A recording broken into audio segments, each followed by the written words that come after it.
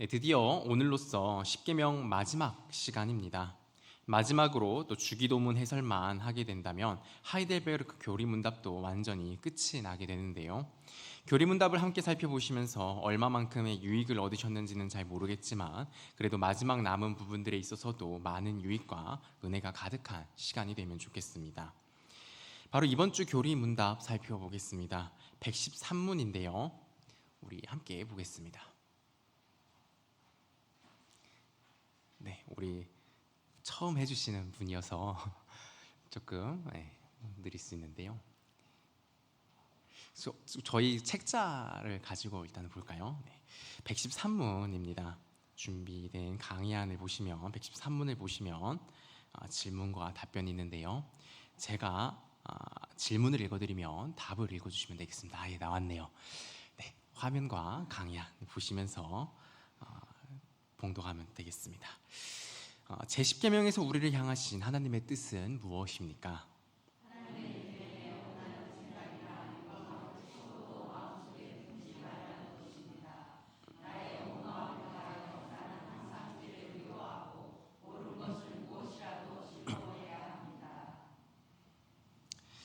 네, 여러분, 그 죄라고 하면 혹시 무엇이 떠오르십니까?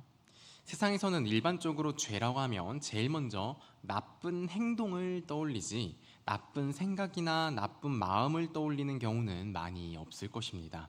그리고 그것이 심각한 것이고 문제라고 생각하지 않는 경우가 많이 있는데요. 오늘 우리가 살펴볼 10번째 계명은 바로 이러한 우리 일반적인 생각이 잘못된 생각임을 지적해 줍니다. 10번째 계명의 내용이 무엇입니까? 내 이웃의 집을 탐내지 말라입니다. 여러분, 무엇인가를 탐내고 하는 이것이 어디서 일어나는 것입니까? 바로 마음에서 일어나는 것이죠. 그래서 10번째 계명은 행동보다는 마음에 대한 계명이라고 이야기할 수 있는데요. 그리고 이 말은요, 다른 계명들이 마음과 상관없는 계명이라는 의미가 아니라 적어도 표면적으로 5에서 9계명은 겉으로 보이는 행동에 대해 규정하는 계명이었다면 10번째 계명은 아예 직접적으로 마음에 대해 거론하는 계명이란 의미입니다. 그동안 십계명에 대한 해설의 말씀을 들어보셨는데요. 십계명은 단순히 문자적으로 딱 문장 그대로만 봐야 하는 것이 아니라 그 깊은 의미와 의도를 봐야 하고 또 거기서 끝나는 것이 아니라 그것을 마음의 영역까지 확장하여서 생각해야 하는 것임을 여러 차례 들어오셨을 것입니다. 사실 계명 하나하나를 다룰 때마다 설명되어졌던 부분인데요.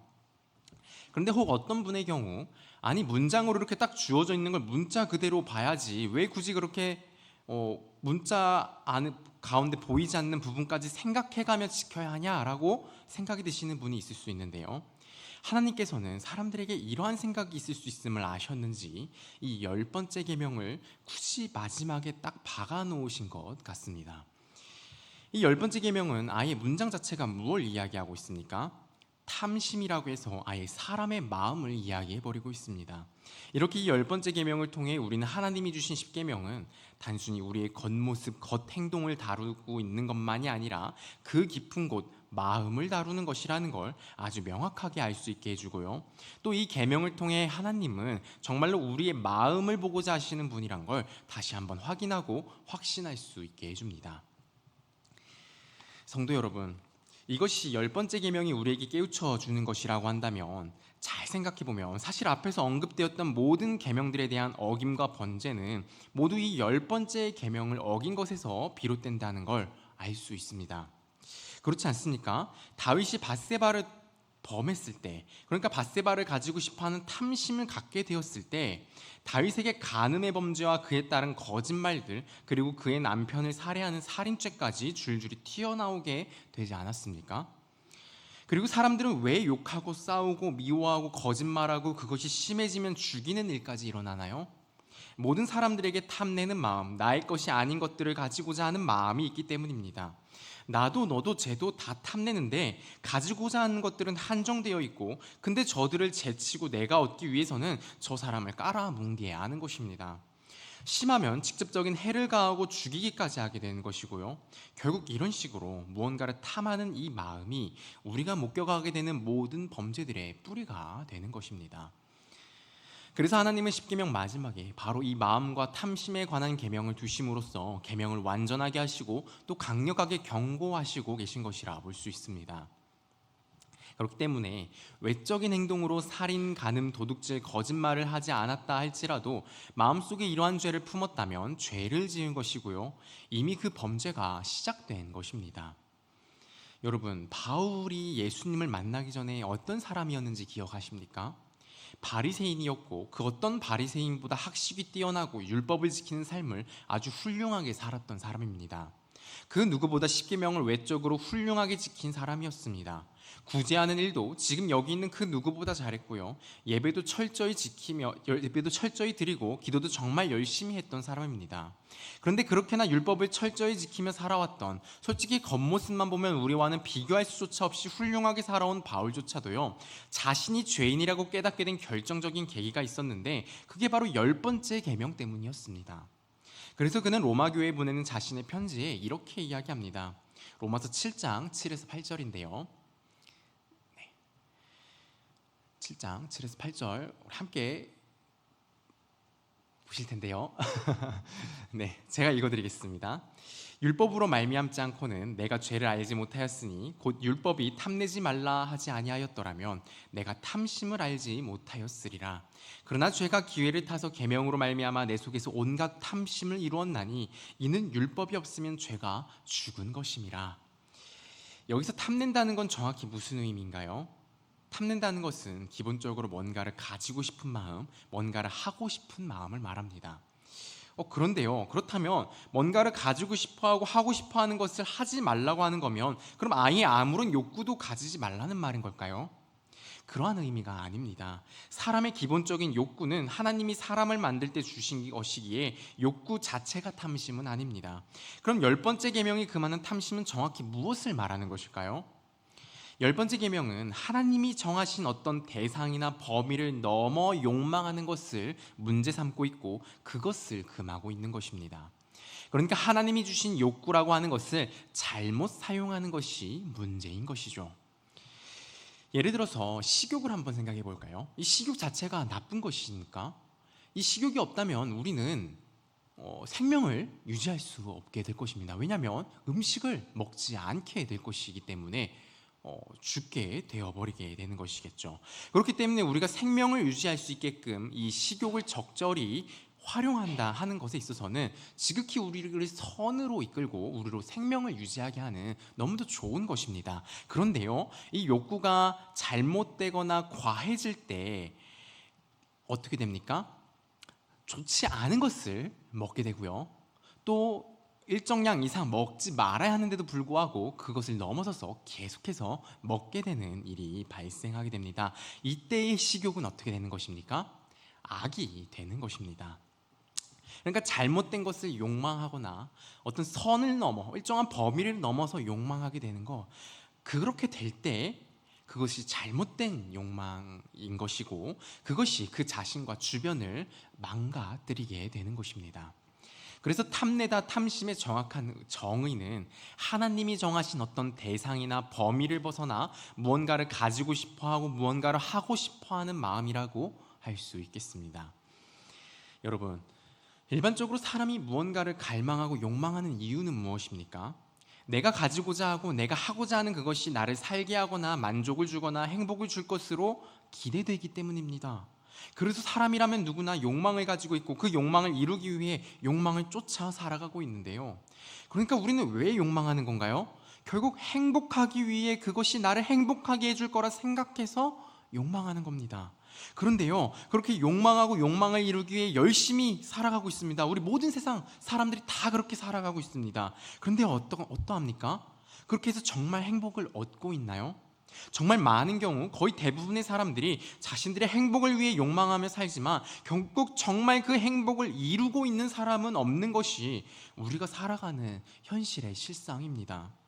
너무 이상하지 않습니까? 도대체 왜 이런 결과가 나타나는 걸까요? 그 이유는 사람이 품는 욕망이 정말 그 사람을 살게 하는 것이 아니고 정말 그 사람에게 만족과 기쁨을 주는 것이 아닌데도 욕망하게 되는 경우가 있기 때문입니다.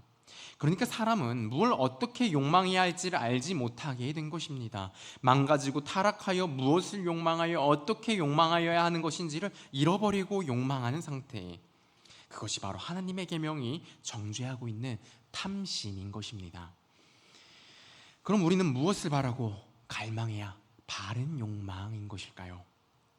바로 하나님을 욕망해야 그것이 참되고 바른 욕망입니다. 그리고 하나님 외에 다른 것을 욕망함이 모두 탐심이요 죄인 것입니다.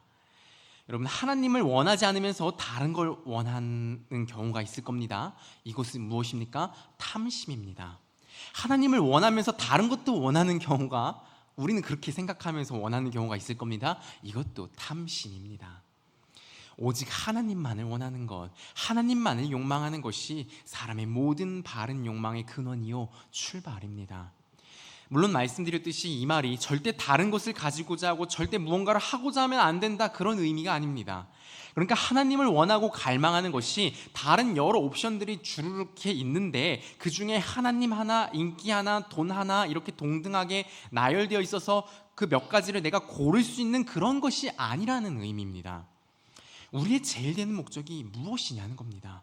예를 들어 건강과 운동, 식단 이런 세 가지 목록이 있다고 할 때 건강이 목적이고 그에 따라 운동을 하고 식단을 관리한다고 한다면 여기서 건강과 운동과 식단이 동등한 개념인가요? 아니죠. 건강이 상위의 근본적인 욕망의 대상이고 운동과 식단은 그것을 이루기 위한 수단들인 것입니다. 이처럼 우리가 하나님만을 바라야 하고 하나님만을 욕망해야 한다고 이야기할 때의 의미가 바로 이것입니다. 하나님만을 바라기 위해 돈, 관계, 일 다 완벽하게 버려버리고 눈 감고 하나님 하고 있어야 한다, 그런 의미가 아니라 우리 인생 최종 목적의 자리, 최종 욕망이요 근원의 자리에 하나님만이 계셔야 한다는 의미입니다. 이것 안에서 돈을, 건강을, 가족을, 일을 바르게 추구하고 다스려야 한다라는 의미인 것이죠. 최종 목적, 최고 욕망과 사랑의 자리에 하나님이 계시지 않으면 그 모든 것이 잘못된 욕망이고 오늘 10번째 계명이 말하는 탐심의 근원입니다. 그렇게 사실 10번째 계명은 첫 번째 계명과 직접적인 연관을 갖고 있는데요. 1계명이 무엇이었습니까? 너는 나 외에 다른 신을 내게 두지 말라입니다. 사람 마음의 중심에는 하나님만이 계셔야 하는데 바로 그 자리에 다른 것들을 둘 때 그 모든 것들이 다른 신이 되어서 그 사람을 지배합니다. 바로 그 마음 중심의 자리가 우리가 최고로 욕망하는 대상, 우리의 최종 목적이 자리하는 곳인데요. 여기에 하나님이 계시지 않고 다른 것이 앉게 되는 순간 사람은 잘못되고 지나친 욕망인 탐심을 갖게 됩니다. 하나님 외에 다른 것을 그 자리에 두는 순간 사람은요 지나치게 그것을 갈구하고 또 갈구하게 됩니다. 그것을 얻거나 그것을 할 때마다 잠깐의 기쁨과 쾌락은 누리지만 늘 그것은 잠깐일 뿐이고요, 아무리 얻어도 아무리 해도 만족이 없습니다. 그래서 더 원하고 더 채우려 하고 끊임없는 반복의 굴레에 갇히게 됩니다. 그것을 더 얻고 더 하기 위해 수단과 방법도 가리지 않습니다. 누가 피해를 보던 무엇이 어떻게 망가지고 파괴되든 상관하지 않습니다. 아무리 채워도 채워지지 않는 그 갈망이 자기가 즐거우냐 아니냐, 행복하냐 아니냐를 결정하는 너무도 중요한 문제이기 때문이죠. 그럼 도대체 왜 이렇게 되는 걸까요? 여러분, 사람은 하나님께서 어떻게 창조하셨습니까? 하나님의 형상으로 창조하셨습니다. 그렇게 그 마음도요 하나님의 형상입니다. 그 크기와 넓이와 깊이가 하나님과 같이 무한한 곳이 바로 사람의 마음입니다. 그러면 그러한 곳에 어떤 물질이, 어떤 사람이, 어떤 명예가, 어떤 취미거리가 채울 수 있을까요? 하나님에 비해 이러한 모든 것들은 먼지와도 같습니다. 그 무한한 자리에 먼지 조각이 아무리 많이 쌓인다 해서 그 공간을 채울 수 있을까요? 그래서 사람이 그 먼지 같은 것들을 마음 중심의 자리, 최종 목적이자 욕구로 삼는 순간 무한한 갈증과 불안, 고통의 상태에 빠지게 되는 것입니다. 이 자리는 오직 하나님만이 채울 수 있는 자리입니다.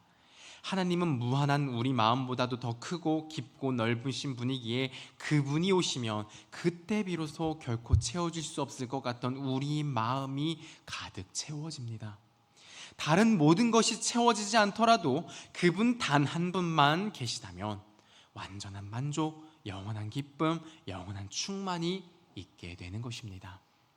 그렇게 여러분, 우리가 탐심에 빠지지 않을 수 있는 유일한 길은요, 우리가 다른 유한하고 불완전한 것들을 욕망하는 것이 아니라 오직 하나님을 욕망하는 것, 딱 그것 하나뿐입니다. 그리고 하나님은 그저 마음만을 꽉 채우시는 분이 아닙니다. 우리를 진정 사랑하시고 우리가 하나님 아들의 거룩하심과 아름다움처럼 우리를 거룩하고 아름답게 하고자 하시는 분이십니다. 진정으로 우리와 기쁨의 교제를, 그러니까 진짜 우리와 친밀하게 즐겁게 행복하게 함께 살고자 하시는 분이십니다. 진정으로 여러분을 존귀하고 행복하게 만들기를 원하고 그렇게 하실 능력이 충만하신 분이십니다. 이것이 진정 사실이라면 우리는 당연히 무엇을 나의 최고 목적, 최고 가치로 삼으며 누구를 가장 열망해야 하겠습니까? 당연히 하나님입니다. 하나님을 선택하고 하나님을 갈망하고 욕망함은 하나님이 어떤 분인지를 정말로 안다면 너무도 당연히 해야 하는 사실이요 진리요 우리가 당연히 선택해야 하는 것입니다. 그런데 우리가 범죄하고 우리가 스스로를 죄 가운데 망가뜨려 그걸 못 보게 된 것입니다. 하나님은 그런 인간들을 고치시기 위해 무엇을 하셔야 하는 의무가 전혀 없으셨습니다. 여러분, 부자들을 한번 생각해 보십시오. 정말 능력 있고 권세와 부를 가진 부자들을 생각해 보십시오. 그들은요, 어떤 물건이 고장나면요 어떻게 합니까? 그것을 고쳤습니까? 그렇게 하기보다는 어떻게 합니까? 버려버립니다. 새로 구매합니다. 왜요? 그것이 간편하기 때문이죠. 여러분, 부자가 고장난 물건을 고쳐 쓰기보다 그냥 버리고 새로 사는 것이 간편하듯이 전능하신 하나님께도 망가진 인간들을 고쳐 쓰느니 다 쓸어버리고 새로운 인류를 창조하시는 게 훨씬 간편하셨습니다. 그런데요, 그럼에도요, 하나님께서는 우리를 고쳐주시기로 작정하셨습니다. 우리를 고치기 위해서 자신의 아들을 이 땅에 보내셨습니다. 단순히 그냥 보내면 되는 것이 아니라 그 아들이 수치와 고난을 받아야 하는데도 불구하고 그렇게 행하셨습니다. 심지어 그 아들의 생명을 희생시켜야 하는데도 불구하고 굳이 그 길을 결정하시고 실제로 그 길을 따라 아들을 십자가에 못 박아 죽이시고 우리를 회복하시는 일을 시작하셨습니다. 이 십자가와 그리스도의 피를 보여주시며 한 사람 한 사람에게 이야기하십니다. 회개하고 돌아오라. 그런데 얼마나 많은 사람들이 이러한 하나님의 초청을 냉대하고 무시하고 조롱합니까? 심지어 이 자리에 나와 있는 우리조차도 이 자리에 나오기 전까지 얼마나 하나님의 그 음성을 무시하고 반역하였습니까? 하나님은 지금도 너무나 크신 은혜 가운데 우리를 참아주시며 받아주시며 너무나 많은 수고를 우리를 고치시기 위해 쏟아붓고 계십니다. 여러분, 우리 하나님은 바로 이런 번거로움을, 아니요, 이런 희생을 다 감수하면서까지 우리를 고치시고 우리를 다시 영광으로 이끄시기 위하여 일하고 계십니다. 하나님은 참으로 우리를 사랑하시며 그 능력이 무한하신 분이십니다. 세상 그 어디에 이러한 희생을, 이러한 사랑을 내어주는 존재가 있겠습니까? 하나님을 갈망하시고 하나님을 욕망하십시오. 그것이 우리의 유일한 갈망과 욕망의 대상입니다. 우리에게 주어진 모든 육신과 시간과 재능과 물질과 환경은 바로 이 하나님을 욕망하는 도구요 수단들일 뿐입니다.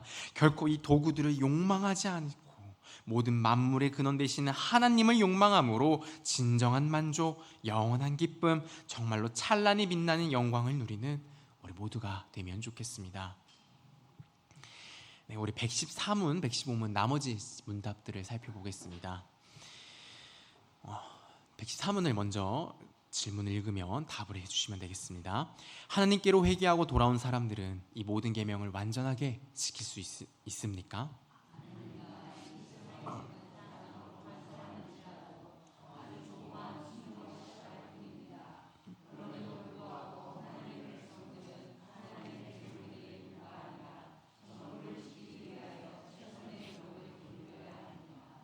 네, 115문도 바로 이어서 읽어보겠습니다.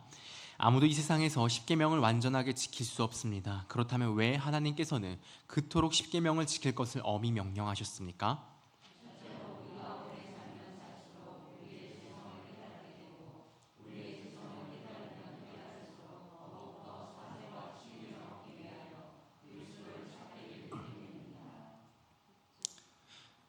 다음 슬라이드 넘겨주시면 됩니다.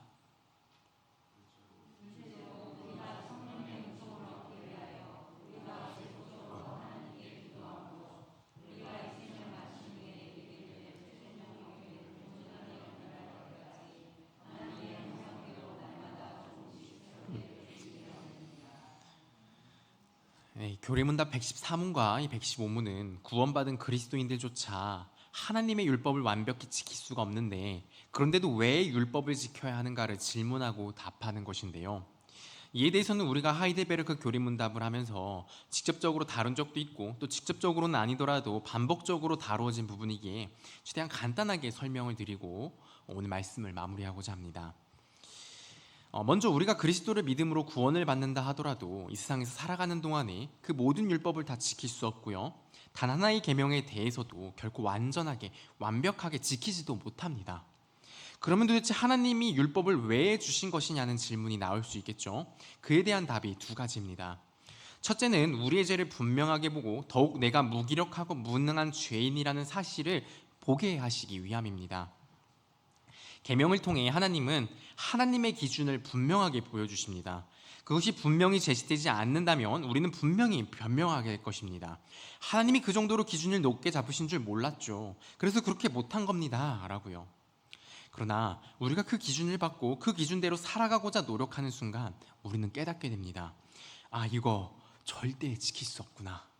나란 존재는 절대 이것을 제대로 지킬 능력이 없구나. 죄로 망가져버린 나란 존재가 그 정도로 쓸모없고 아무것도 아닌 존재였구나 라는 것을 그제서야 깨닫게 되어 그제서야 예수 그리스도를 제대로 바라보고 의지하게 됩니다. 그리고 두 번째는 아무리 이것이 우리가 지킬 수 없는 것이라 할지라도 그리스도로 말미암아 그 마음의 깊은 욕망 가운데 하나님을 열망하는 마음이 심겨진 자들은 그 율법이 나로 좌절시키고 내 죄를 확인시킨다 할지라도 그것을 포기할 수 없습니다.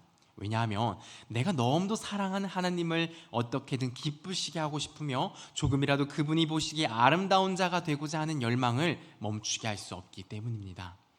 이러한 자들에게 율법은 그들의 참되고 깨끗하게 된 그 열망이 바른 방향을 향해 나아갈 수 있게 하는 이정표가 됩니다. 그리고 너무나 감사하게도 우리가 그것을 향해 나아갈 때에 그분의 아름다운 모습과 성품을 정말 미약하긴 하지만, 정말 느리긴 하지만 우리도 조금씩 그것을 맺어내게 되고 그것을 닮아가게 됩니다. 동시에 그것을 맛보는 너무나 큰 영광과 기쁨까지도 누리게 해주십니다. 그러니 어찌 하나님의 율법을 보이지 않는 곳에 치워버리거나 혹은 그저 바라보기만 하면서 앉아있을 수 있겠습니까? 그것이 곧 우리가 아버지의 크신 은혜와 사랑으로 도달하게 되고 누리게 될 우리의 그 높고도 높은 거룩과 영광입니다. 결국 가만히 있을 수 없습니다. 어떻게든 그것을 더욱 누리고자 더 깊은 영광 가운데 거하기를 열망하지 않을 수가 없게 되는 것입니다. 사랑하는 성도 여러분, 율법도 하나님이 주신 너무도 귀하고 선한 것입니다. 그 율법을 귀히 여기시고 그 율법을 따라 선을 행하기를 힘쓰십시오. 아직 예수 그리스도가 믿어지지 않아서, 충분히 믿어지지가 않아서 그래서 선을 행하기가 싫으신 분이 혹 계십니까? 그래서 선을 행하기를 정말 진지하게 힘써 보시기를 바랍니다. 그래야 여러분 스스로가 어떤 존재인지를 보게 될 것입니다. 그래야 내가 얼마나 무능력하고 무기력한 죄인인지를, 내가 스스로 구원 얻어내겠다는 것이 얼마나 허황된 장담이고 교만인지를 깨닫게 될 것입니다. 그리고 그제야 예수님의 십자가가 보일 것입니다. 예수님이 흘리신 보혈의 가치가 그제야 들어오기 시작할 것입니다. 그때 주저하지 말고 예수 그리스도께 나아가십시오. 여러분이 선을 행하기 위해 노력하면서 깨닫게 된 여러분의 그 모든 실체, 그 모든 추악과 더러움을 다 예수님께 가져다 드리십시오. 그리고 붙드십시오. 그리하면 우리 주님께서 결코 여러분을 거절하지 않으시고 그 품에 여러분을 품어주실 것입니다. 아마 이 자리에 계신 대부분의 분들은 이미 예수님께 모든 것을 맡기고 믿고 따르고 계실 줄로 압니다. 여러분, 우리는 선을 행하기를 힘써야 합니다. 그리고 그것이 우리의 의무이자 우리가 누리고 얻게 될 영광입니다. 그리고 우리가 계속해서 선을 행하고자 노력할 때 내가 여전히 얼마나 부족한지, 내가 여전히 얼마나 무능력한지, 여전히 죄 앞에서 얼마나 내가 무기력한지, 여전히 내가 얼마나 심각한 죄인인지를 알게 됩니다. 내 죄를 그렇게 고백하고 주님, 정말 당신이 나의 주인이십니다. 나의 구원자이십니다. 당신만이 나의 모든 것입니다. 그렇게 고백을 해놓고서도 여전히 부족한 나를 보게 됩니다. 내가 아무리 그 믿음의 고백을 외쳤더라 하더라도, 내가 아무리 그 위대한 신앙의 일들을 언제 어느 때 했었을지라도 결코 그것 자체가, 그런 나의 노력이, 나의 그 업적이 나로 율법을 지키게 하는 것이 아닙니다. 그것을 봅니다. 율법을 통해 진지하게 나를 돌아보고 그 진지하게 그 율법대로 살아가고자 우리가 끊임없이 노력할 때 우리는 그것을 발견하게 됩니다. 여러분, 우리가 이것을 해야, 그래야 예수님이 나를 위해 희생해 주신 십자가를 귀하게 여기고요, 그래야 계속해서 예수님을 붙들게 되며 그때야 정말 감사와 기쁨으로 우리 주님을 가장 잘 높여드리게 됩니다. 여러분, 선을 행하기를 힘쓰십시오. 누구 안에서요? 예수 그리스도 안에서요. 자기 자신에 대한 모든 신뢰와 교만을 버리고 하나님을 바라보며 예수 그리스도 안에서 선을 행하기를 힘쓰십시오. 그것만이 우리로 진정한 만족과 기쁨, 영원한 만족과 기쁨으로 인도하는 유일한 길입니다. 정말 우리 주님께서 이 자리에 계신 분들, 또 오늘 이 자리에 함께하지 못한 분들, 아니 우리 온 교회가 바로 이 만족과 기쁨을 알게 하여 주시기를 소망합니다.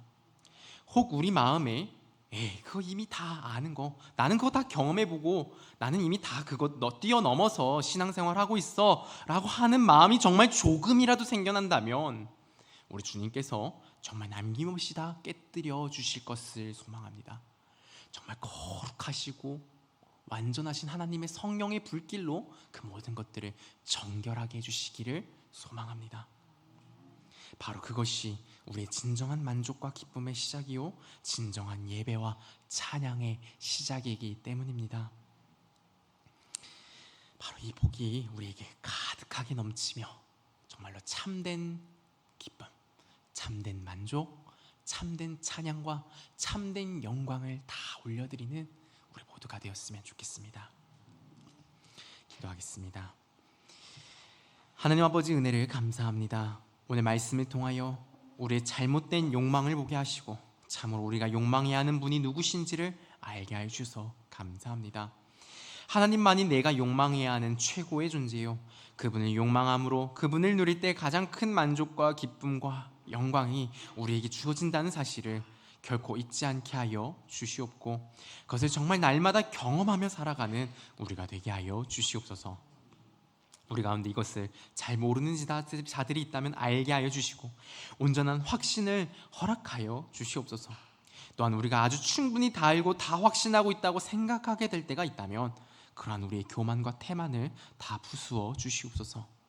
하나님은 참으로 무한하신 분이십니다. 당신의 존재와 사랑과 충만은 알아도 끝이 없으며 알면 알 때마다 늘 우리로 깊고도 깊은 영광과 충만으로 이끄는 능력의 진리가 되시는 분임을 고백합니다.